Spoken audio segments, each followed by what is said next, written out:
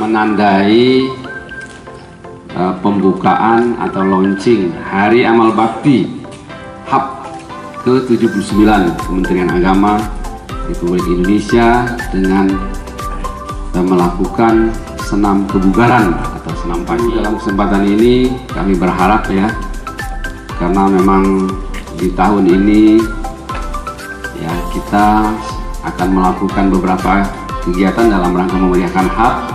Kemarin sudah diciutkan lagi ya, yang lebih sederhana, kebersamaan, kekeluargaan, dan berdampak sosial untuk membantu masyarakat, utamanya kaum duafa, fakir miskin, dan